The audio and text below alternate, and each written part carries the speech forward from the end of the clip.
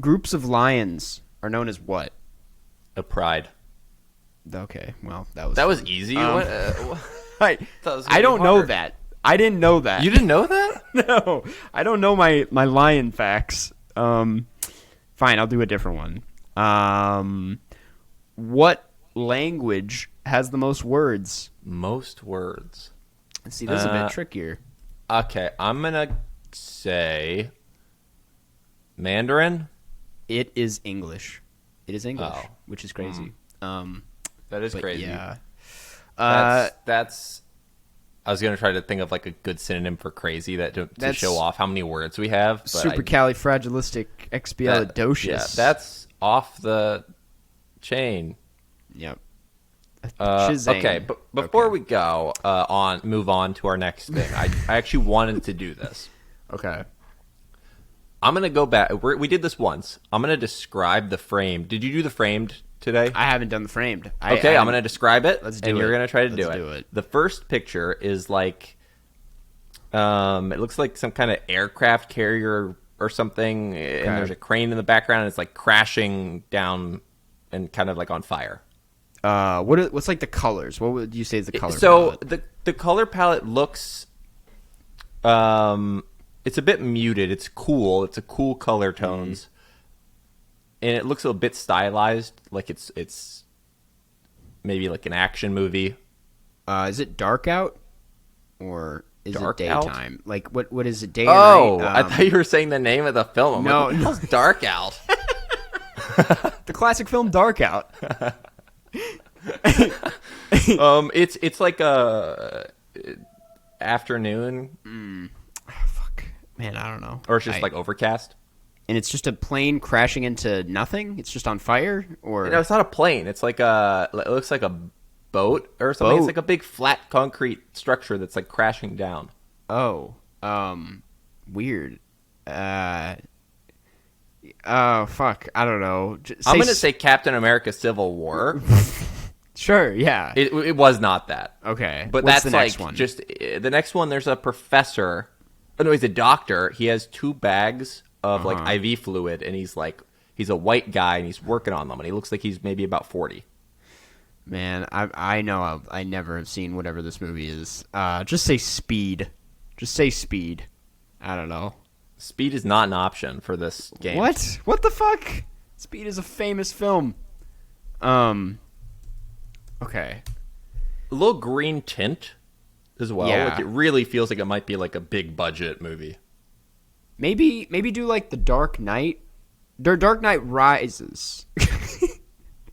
It wasn't. Okay. Okay, now this should help. Okay. Oh, I do know what this is now, and I'm going to describe it to you. Okay. It's a conversation where it's like you can't exactly see who the first person is, but it's very clearly T.J. Miller talking to this person. It's Deadpool. I'm pretty confident Okay, it's Deadpool. Wow. And Yes, it is yes, Deadpool. okay, that's it. That's Okay, all now we I'll show needed. you. That's like the first one. Oh, that does look kind of like The Dark Knight Rises, though. Yeah, it does. And then there's the second one. Interesting. And then Okay. the one that made it very obvious that it was Deadpool. Yep, that's Deadpool. All right. I know. We didn't even get to see the other ones. I know. The last image is Deadpool. Okay. Well, that was fun, probably, Yep. for us at least. Yeah.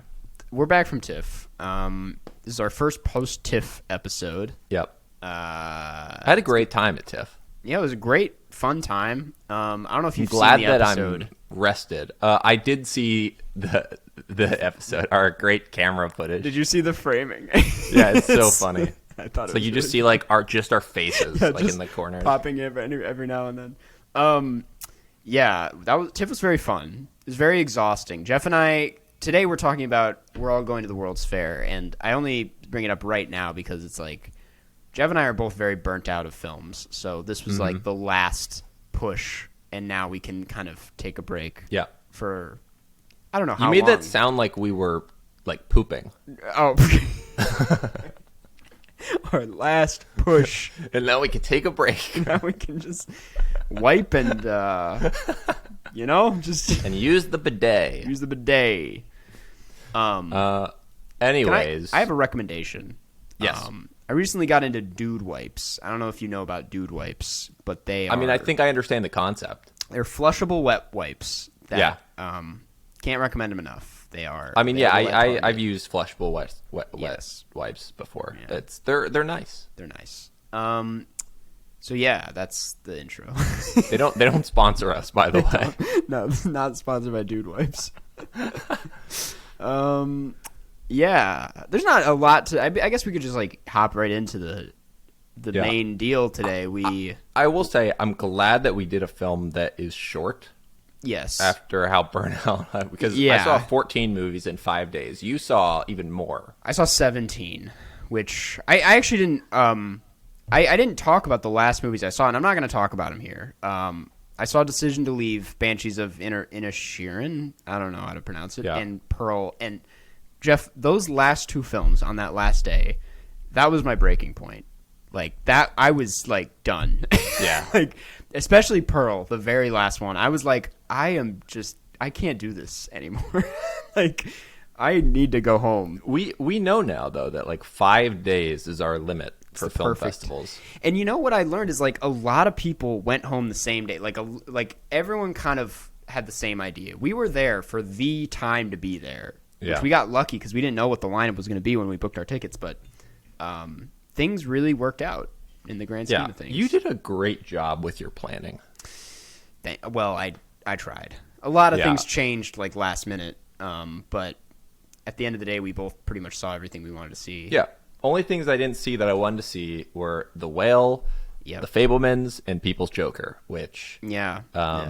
yeah, that's unfortunate. About It's People's crazy Joker. that the People's Joker ends up being like one of the most talked about movies, at least today. I mean, I don't know. No one was long-term. talking about it, that we were like in our Yeah. kind of sphere of YouTube people and Twitter Yep. people and I kept every time we see them like, you guys gonna see People's Joker? I'm like, Now, I am, you and then were- I couldn't. You were ahead of the curve though on the People's I Joker was. discourse.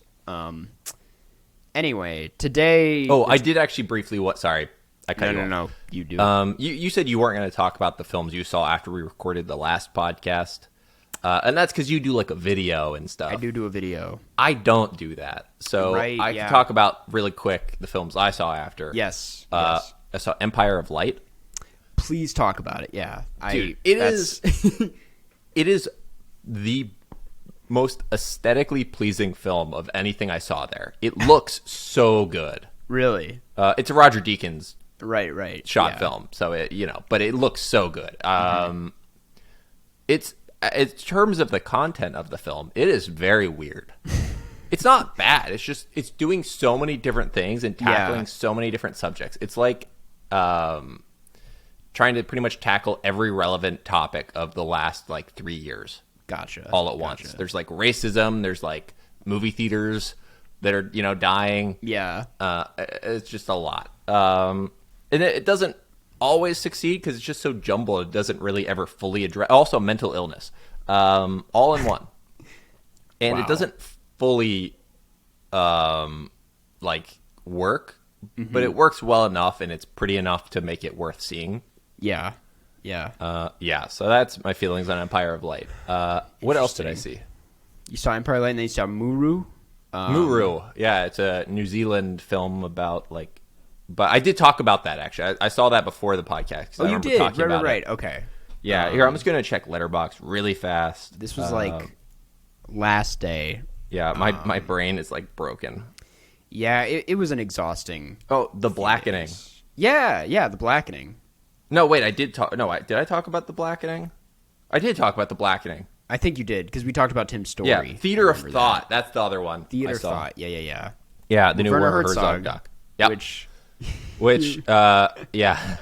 So, yeah, I was trying to like he was there.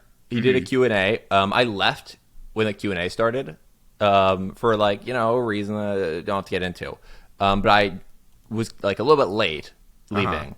But I couldn't leave early because he was sitting really close to the exit. And I would have felt so bad with like 5 or 10 minutes left walking out in front of him. Yeah. So I couldn't do it. I didn't do it. No.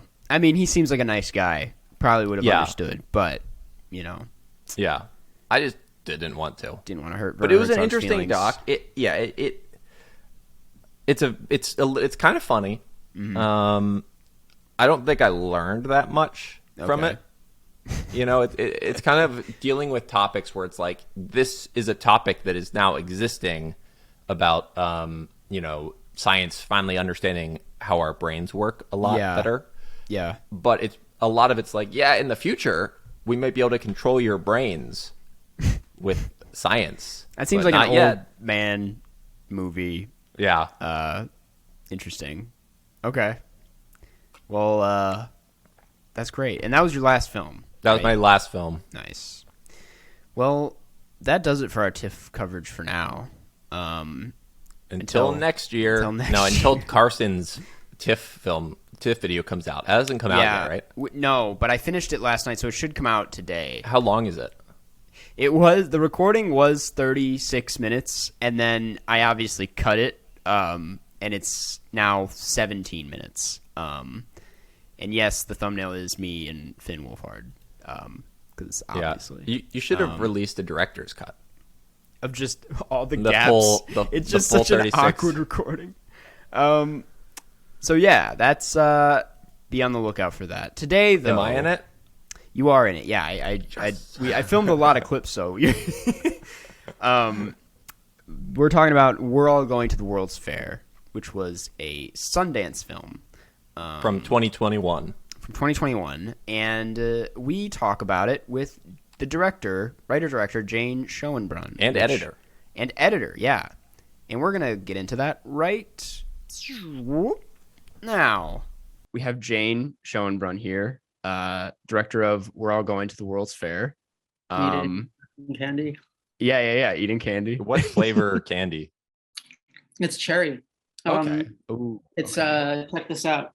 When we wrap my new movie, my producers got me a mug of sucking candies. It was like up to here. And amazing. There's only like 5 left. Yeah. Congratulations on wrapping the new movie, by the way. Oh yeah. Congrats. Sorry, I didn't want people to be like, what's going on in Jane's mouth? It's a suck. Yeah. I wanted to ask right off the bat. Jeff and I just got back from TIFF, where The People's Joker was supposed to be screening. And I know this isn't movie related, but we saw your tweet this morning kind of about the film's basically cancellation. I don't want to say full cancel, but did you see it? Did you see the movie? So, okay, here's what happened. With our schedule, I specifically planned to see the press and industry screening. Jeff, I'm sick of these excuses. Always with these excuses, Jeff. He's always like this. Yeah, and I was hyping this film up to everyone. Like, Karsten was there. I was like, People's Joker. You hadn't even gotta seen see it. Yeah. And the night before the press and industry screening, which I had like all blocked out on my calendar, they moved it like 5 days later. And then, obviously they pulled it. Now it's in the vault. And now I'll never see it. So the only screening I did not see. Yeah. I think we'll get to see it. Yeah. It's just, I didn't know much about the film. I didn't know, just like, I really just thought it was a Joker kind of fan film, like the Shrek reanimated type of thing, but with Joker. I didn't know how much more there was to the film, which has been just really interesting to read about. I'm really excited to see it. I have faith that we'll get to see the People's Joker. Remember this movie Escape from Tomorrow? I've never seen it. I'm old. When you start transitioning, you start losing years. So I look like I think I look like 14? Yeah. I'm actually 71 years old, and right when I was like sort of starting to pay attention to indie film, there was this movie at Sundance that they didn't tell anyone about until it premiered, and it was this movie that they covertly shot at Disney World. Interesting. Remember this?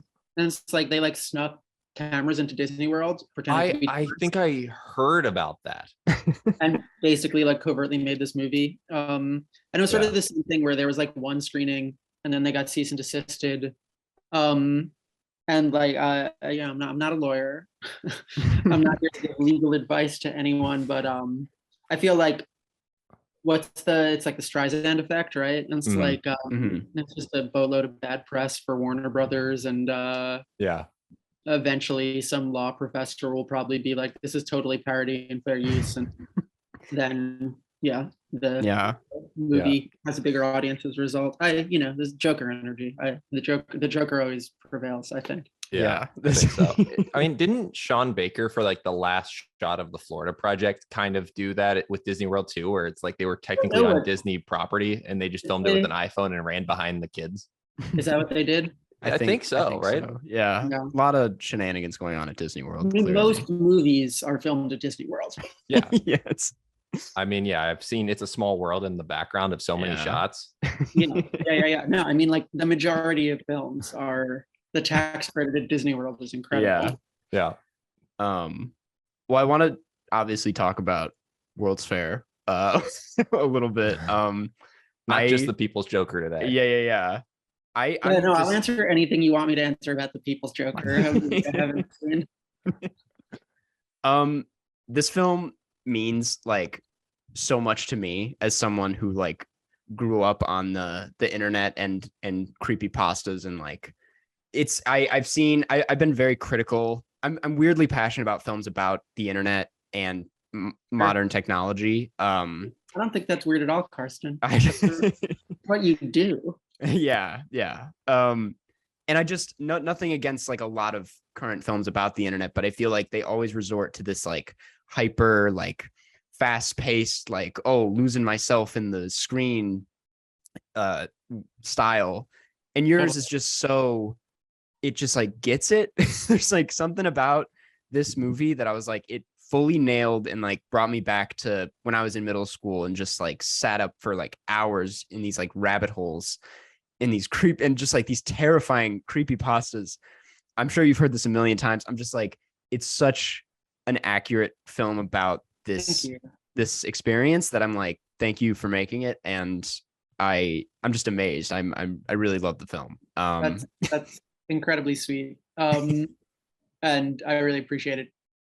Even though I'm 71, I also, when I was in middle school, spent a lot of time on on I was in middle school at age like 52. Absolutely. I was like a child of the internet, and I think it's that strange thing of like, it's this kind of like glittery promise of infinite interesting things to find and scroll through, but if you actually buy into that promise, you're going to spend a lot of dead air, like reloading pages and just looking at a whole lot of empty space. And the movie was, I definitely like when I sort of committed myself to making a film about the internet and thinking about like how to make a cinematic portrayal of the internet, but also like an honest portrayal of the internet, I definitely pretty early on was like, I don't think I'm making the like blitz, like thing coming at you all at once, a million tabs and Tim and Eric style kind of crazy.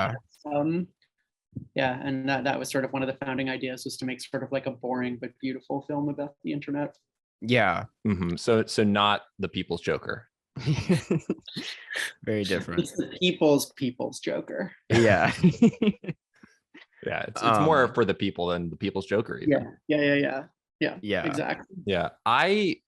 I really appreciated the pacing of the film, where it really reflected to me the actual feeling of being on the internet when you're growing up as a teenager, where it kind of is like what you're actually doing is just sitting there and like looking at stuff on the internet, even though your brain is like doing this whole different thing. And I don't know, I think somehow you like nailed the pacing, where it actually felt like that kind of lonely-ish thing where you're just looking at stuff on the internet, trying to understand the world better as someone who's like of this age, but then you're kind of getting drawn in. I also didn't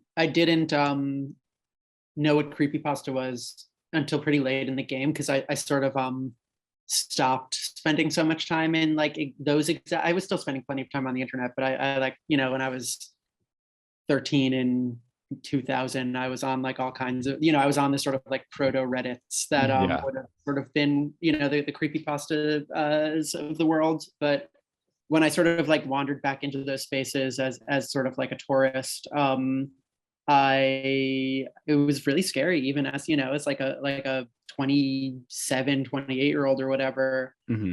It's just something about like, yeah, like the cursed image culture of it all and the sort of Yeah. folklore element of it.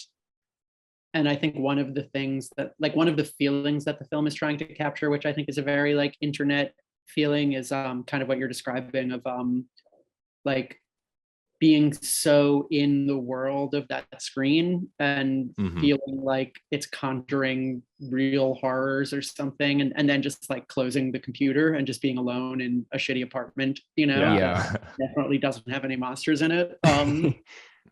Yeah. Which is like a strange thing that I think is pretty relatable at this point, you know, like sort of plugging in and out of the matrix, which yeah, we just don't, I don't know, I hadn't really seen it. I hadn't seen that feeling, that sort of uh what would be like a good word for it, like freezer burn. Yeah.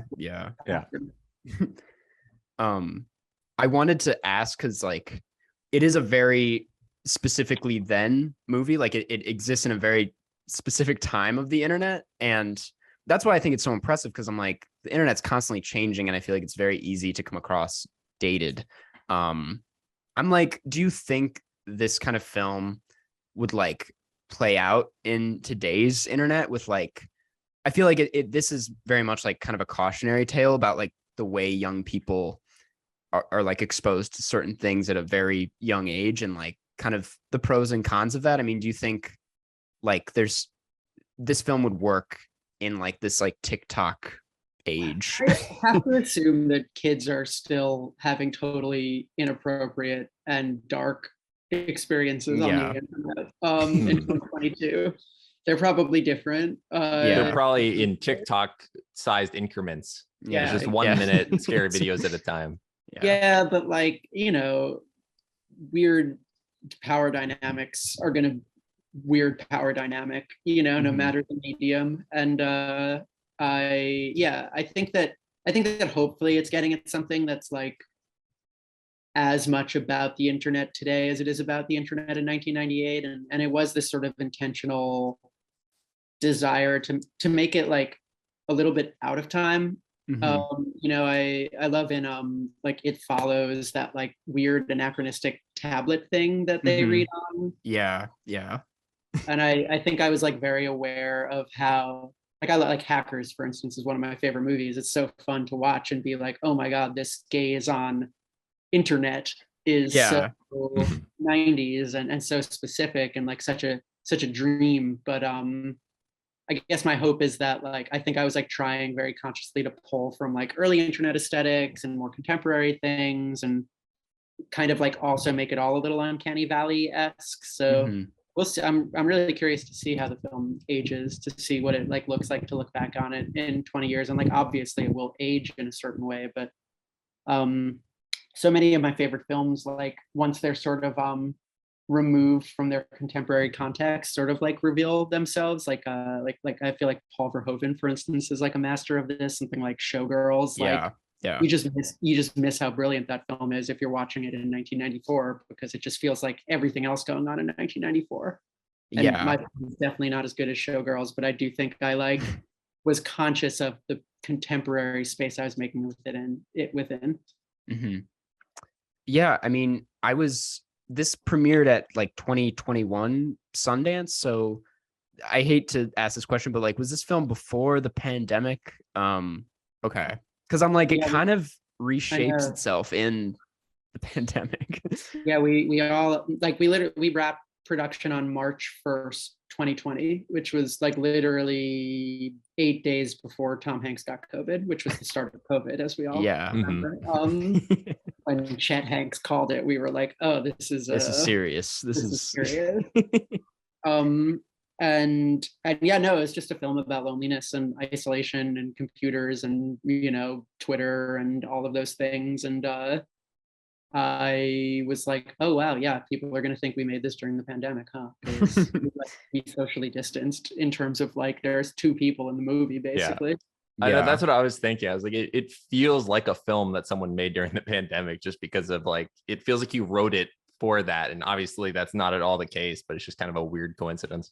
I think I was just trying to like think with my restraint cap on. Like Mhm. I've been like around the film world for a while, like and especially around like micro budget indie film world. And I like really wanted to make something that would cost almost nothing because I thought that was like my best bet to make something Yeah. cool. Mhm. I was totally getting that vibe because I mean Carson and I both went to film school, and we had that thing where you write something and then you're like, wait, if I make this, it's gonna cost like $100,000. Where you have to, it's so much harder to write within that constraint of having a very small budget. And I think this is one of the best examples I've seen of something where I imagine the budget was very small, but the story was like so expansive. And I think, the internet obviously helps that because the internet's everything. Yeah. Yeah, it's sort of like the trick. One of the tricks that's cool in the movie is that like the form, right? Like make a cheap movie matches the content, which is like sitting around on your fucking computer. And yeah, I think also like the inner world of the movie, right? Like this sort of glowing box that we take little detours into, opens it up in a really expansive way, or makes it feel bigger than two people sitting alone in rooms. So it's basically just like a Chantal Ackerman film with like little YouTube videos in the middle. Yeah. Yeah. I want to talk about or ask about something very specific, which is the opening credits for this film are like one of my favorite parts. Like I've seen it twice now, and just like especially after the second time, like there's something about the opening credits and like this very kind of dystopian like American suburb. Was it like I'm sorry, was it like upstate New York or something? Like okay, because yeah, it's just yeah. I was wondering like kind of what the I mean, feel free not to answer this, but like what the thought process was behind that as a opening credit sequence, because I think it really matches the film. Before Alex came on board to do the score, I really wanted to set that opening credit sequence to vaporwave Christmas music. Yes. Okay. And so I think I was sort of conceiving it as like a Christmas movie of sorts, or like that, it's like this sort of opening credits in like a Christmas movie where you see everyone like shopping and going to the store and stuff. It's just the like post capitalist hell version of that. Yeah. There's also this idea of like really making sure that we never saw human beings. Like we're going to go to this sort of like shopping district downtown main, like Central Avenue kind of energy with these big box stores that are kind of like the same, it's like that's an American landscape at this point. Like you can find that everywhere with especially the KFC.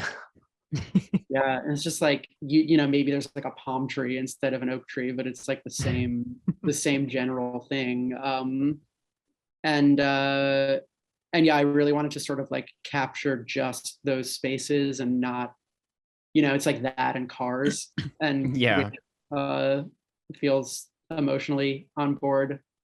And then yeah, I think there's this like conversation in the film, right? It's like the warmest spaces in the movie tend to be the spaces in the screen. And I think that like this alienation of like, where am I? Is this world even real? Is like definitely exacerbated by your landmarks being like the abandoned Toys R Us and the Best Buy and the KFC. Yeah, that's great. Did you put the shopping carts in that pile of snow? No, that was there. It's so good. That's amazing. I mean, that's the best way to make movies is, like I did a lot of that on the new one too, where you just sort of like I've learned that like location scouting is a big part of my creative process, because you like write the thing and you have an idea, and then maybe especially if you have budget, there are some things that you try to pull off, that like take it from your brain into the real world. But I love just wandering around and being like, oh my God, look at that fucking shopping cart in a pile of snow. We have to film that. Yeah. And if you do that around the suburbs or around, it's like you're gonna find gold. Right. Like, It's all out there waiting to be found.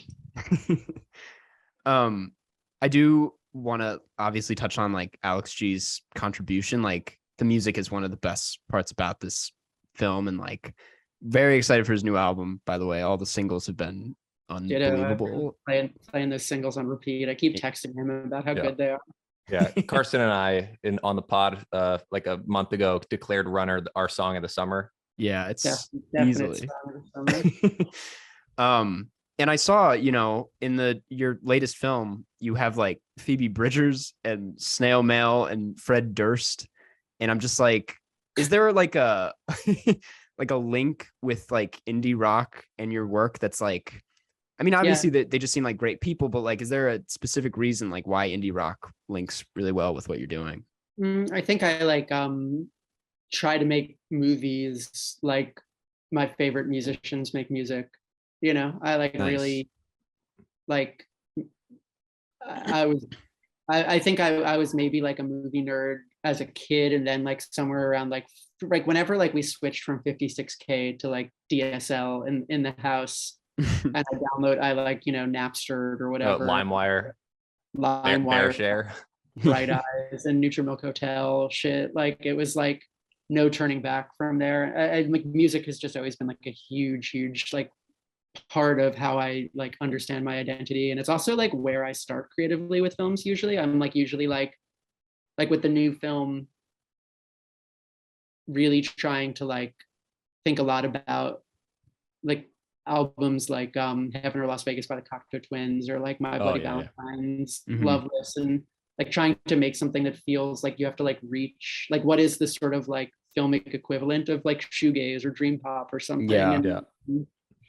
And like starting with those textures, and whenever I'm like creatively blocked, it's like I always return to music first to unblock. And yeah, I think I just like deeply love music and want my films to be sort of balms in the same way that my favorite record, it's like you can put on a record whenever you're in a bad mood, and return to that space. And I really want my movies to have that sort of vibe. Definitely. Yeah, I think for me, Alex G has such a specific vibe where it's this like warped Americana. And I think that fits so perfectly with this film. Yeah. Yeah, I mean, I listened to Alex. I didn't know Alex while I was making the film. I like sent him a fan letter, basically, and it was the pandemic, and so he came on and did the score, and yeah, it was like really, really a dream, because I thought a lot about. I've talked about this in interviews before, but I thought a lot about like the way he makes music, and it sounds so homemade, but also so strange and precise, and this sort of like difference between homemade and cheap was something that I thought a lot about with World's Fair, of like really wanting to make something that felt like a bedroom film, in the same way that like his music maybe, especially his earlier stuff before he, kind of went into the studio, feels very like bedroom poppy. And yeah, and so I was just like, he's the dream. Somebody had told me once, like, a lot of musicians want to do film scores, and I was like, all right, I'll take a swing. And it was the first swing. I thought it was just like a fantasy ask, and it worked out. Wow. And now we're best friends. Yeah. Yeah, you probably already have the album. Yeah. No, I don't. He hasn't sent it to me. I told you, I keep texting him about how much I love the singles, and he's like, "Oh, thanks. I worked so hard on them." Yeah. I kind of want to ask, just because it's hard to compare this film to a lot of other movies. Like, what were some of I mean, you've already mentioned some movies, but like, what were some films, or I guess other music like that kind of drew you to where I definitely, like, now that you said Chantal Ackerman, I like see a lot of that in the film after the fact. Especially Je Tuet, Il, I forget which words come first. I don't speak French, but like her like first feature, which is, there's this like 30-minute portion of it that's just like her alone in her bedroom, kind of like and I remember looking at that and being like, that kind of chamber piece, like loneliness thing is really evocative there. Looked at a lot of Pedro Costa in a similar way, like his films tend to be very portraiture and very like isolated. The Human Surge was one that I don't know if you've seen that film. It's I think it's like one of the smartest films about the internet. And it's very much like a piece of slow cinema. Yeah. And my film, I think like has some whiffs of slow cinema in there. Definitely doesn't commit fully to that genre, but like the way, like this sort of idea of like moving through spaces and then like that sort of fluid entering and exiting of screens. Yeah. And I took a lot of influence from that film on. And you know, like I love David Lynch, I love David Cronenberg. Those are my two dads. And you know, I think there'll always be a lot of both of them in everything I do. Yeah. I saw a lot of like kind of Simon Lang. I've been just like watching more of his movies these days, and I mean, maybe him and Apichatpong, I think, are my two favorite contemporary filmmakers. So definitely. yeah. Did you like Moria at all, or? Yeah, I mean that's my favorite movie of the last however many years. It's so good. Yeah, yeah. Like on another plane of he's like his project is so like he's so tapped into what he does at this point that it's just like watching something supernatural. Absolutely, that's a great way of putting it. Yeah, it feels like it's coming from a different world entirely. Yeah. Well, that's like kind of all the questions I have. I mean, I don't want to keep you too long. I know you're super busy. But I just wanted to say again that I love this film a lot. It's in like it jump started like this my own feature that I'm writing right now, kind of about an old woman who wants to get internet famous, and I'm like, this was just a huge like light bulb of a film that I. Like, and I'm so excited to see that when you make it. Yeah, I mean, I'll keep you updated if it goes anywhere. But yeah, just thank you for making it. It's great to have a movie about the internet that's not the same, like she would kill for views kind of internet movie, you know? I mean, she would. She would. She would. Yeah, that's. If she had the opportunity to, she would. But the opportunity didn't present itself, and this, the first one. Yeah, it's free too. Yeah, exactly. Thank you guys. It's nice to meet you, and thank you for like vibing and understanding the gentle, slow thing that I made. Yeah, absolutely. I mean, if you want to, thanks so much for being on. If you want to plug anything, the usual. It's on HBO Max. Great spooky season viewing, kind of. You know. True. Yeah, definitely. My new movie will hopefully be out in a year or two. Amazing. Hopefully sooner rather than later. It's and you know, if you want to come back on when that's out and promote it, we would love to have you back. Well, I'm here. Got a couple sucking candies left. I'm ready. Yeah, hopefully you have another mug of candies by then. Exactly. Yeah. It was great to chat with y'all. Yeah, thank you so much, Jane. Have a great day. Day.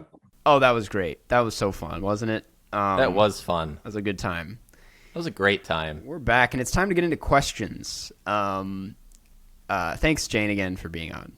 These come from the Carscast subreddit, r/Carscast, and it's going to start with Icy Tooth 9527, who asks, "What's up, Karsten and Jeff? Are there any movies that you left unfinished? If yes, what are they and why?"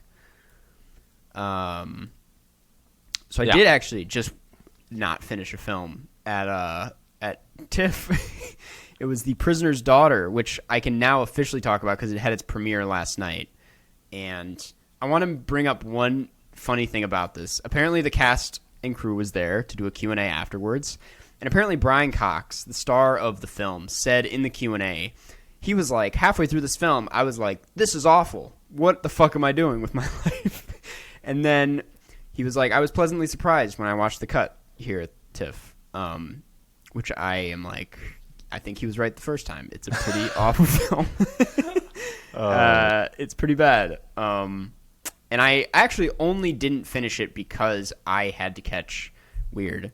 I would have finished it otherwise. It was worth it. I only have like 15 minutes left in Prisoner's Daughter, and whenever it comes out on digital, if I don't have to pay for it, I will finish it because I kind of want to know what happens. But yeah, that's the most recent example. Yeah. And I also did not finish one film at TIFF. Yeah.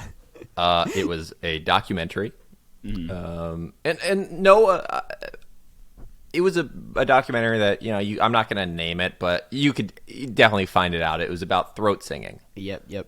And it wasn't like a very good documentary anyways. It was just supposed to be this slice of life doc about this famous Inuit throat singer.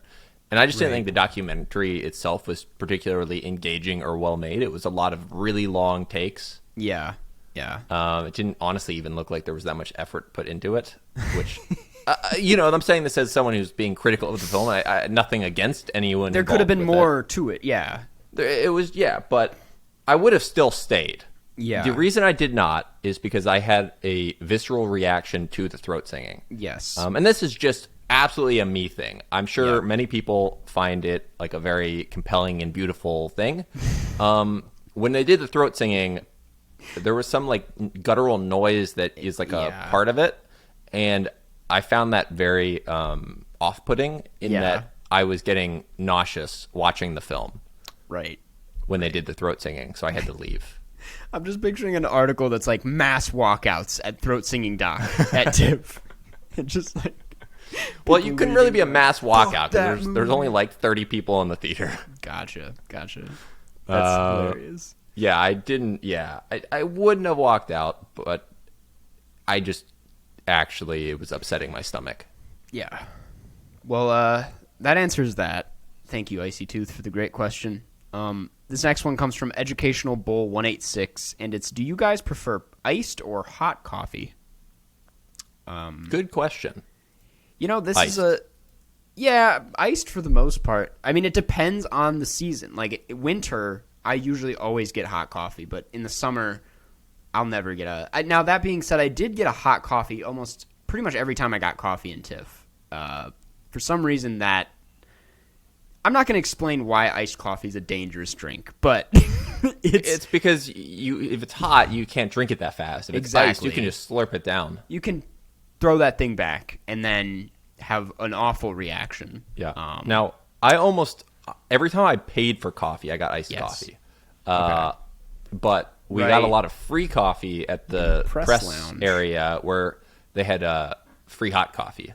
Yes. And I had 2 to 3 cups of that a day. Yeah.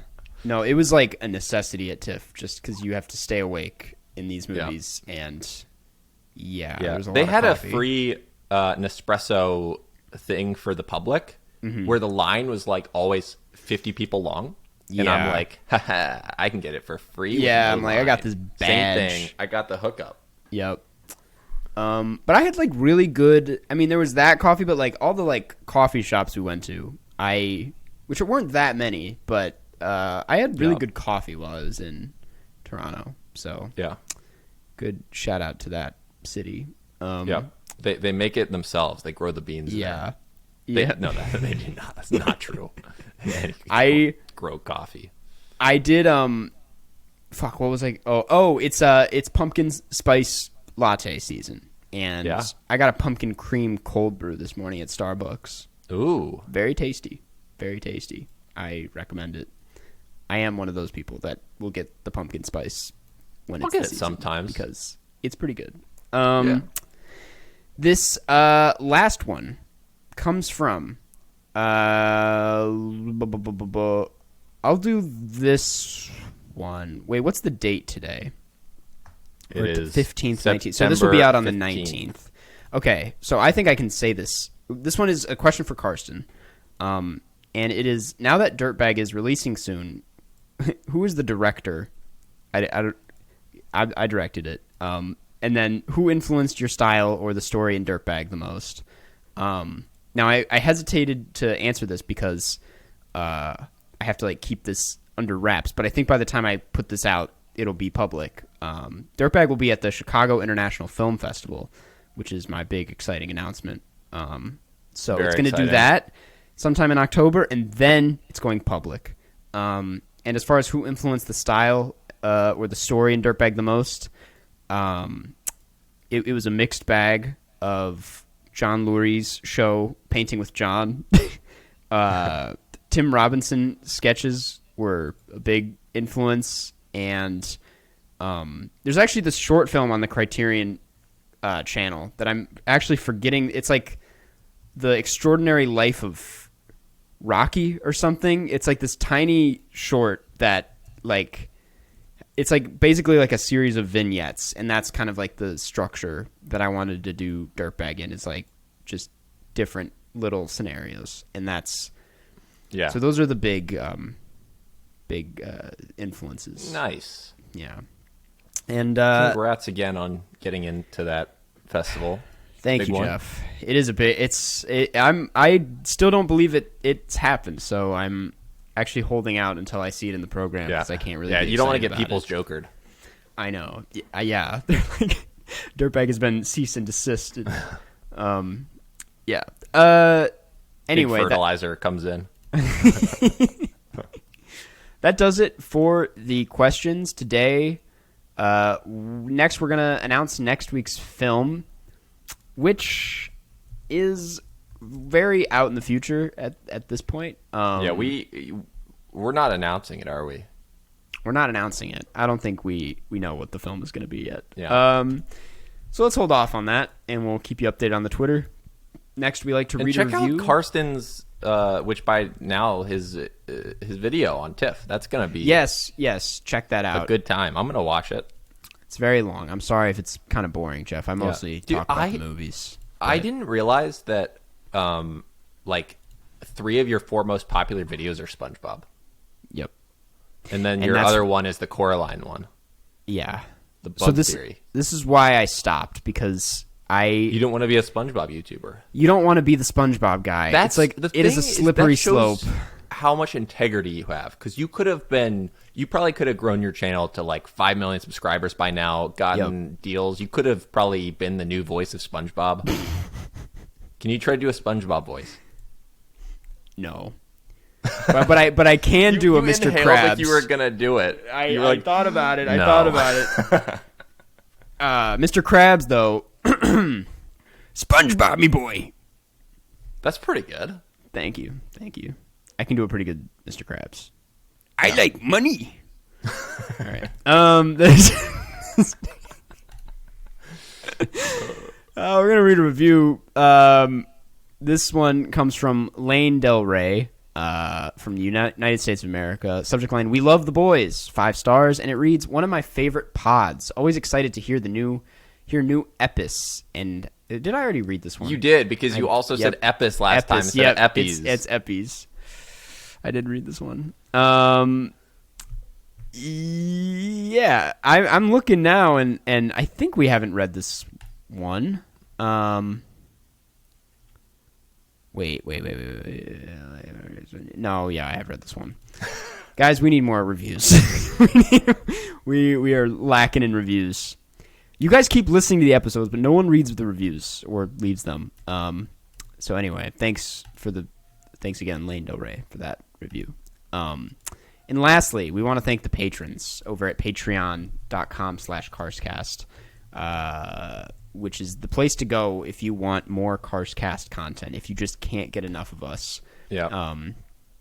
You can also, it's just like a good place to support us. You make the pod better.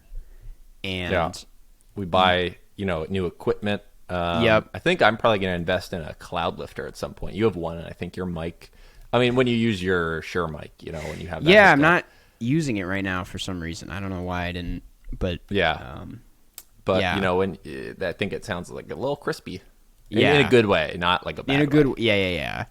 So you can get, you're making the podcast better, but you also get exclusive access to bonus content like Q&As, shout-outs at the end of every episode, bonus episodes twice a month, which I still have to actually upload the second August episode.